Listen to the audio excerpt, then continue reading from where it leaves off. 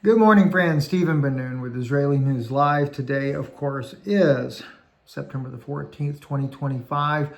And I wanted to give you guys a quick notice. At 1 p.m. today, Israeli News Live is going live. Stephen Yana Ben-Nun will be live with you.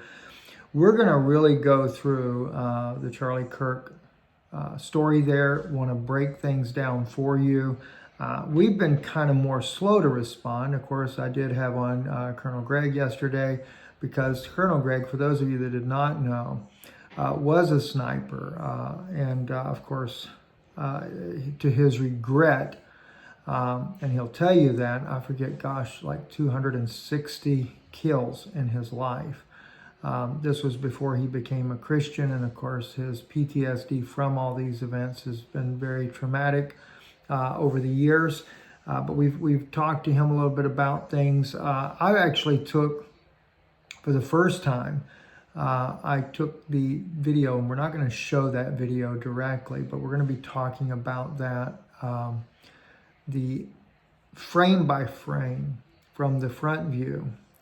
And I want to be very cautious in how I say these things because for the sake of his wife, his family that may or could possibly see a video like this.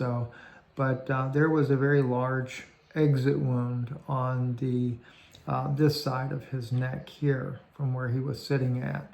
And for the people that think that this was all staged, unfortunately, I've had to witness things like this in my life. And so there is, especially if you look at this frame by frame, the shock to the body from impact, etc. You see those things. We're going to talk about that. An entrance wound, exit wound are always different.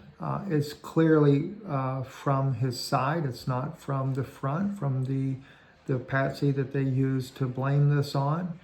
We'll talk about skull-to-brain technology. We'll talk about what the purpose was, what Charlie was doing, the changes he was making, the fears that he was having. We're going to get into all of that.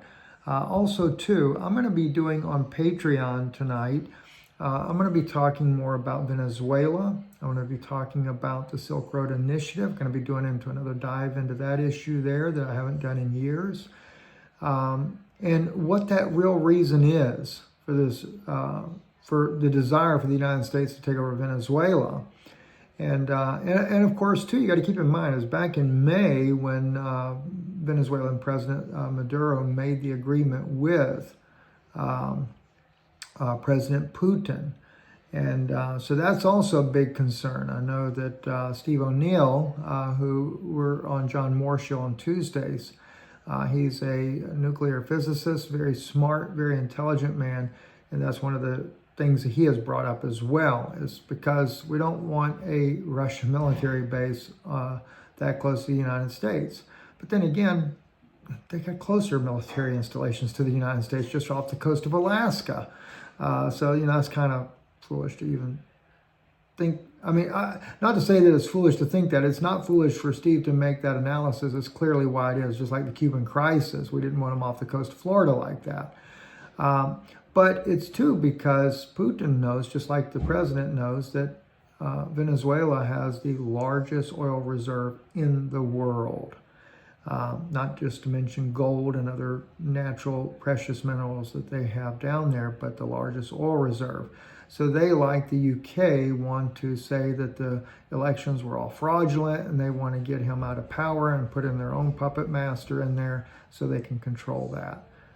That's what it's all about. Anyway, again, 1 p.m. Eastern today, or excuse me, I shouldn't say Eastern, 1 p.m. Central Time, 2 p.m. Eastern. We will be live here on Israeli News Live. Hope you join us. Stephen Yana chat there, going to be talking in great detail. So you definitely, if you drink coffee, bring your coffee because you're going to want a cup of coffee as you sit through this. And we'll be looking at the things that are going to be going on. God bless you.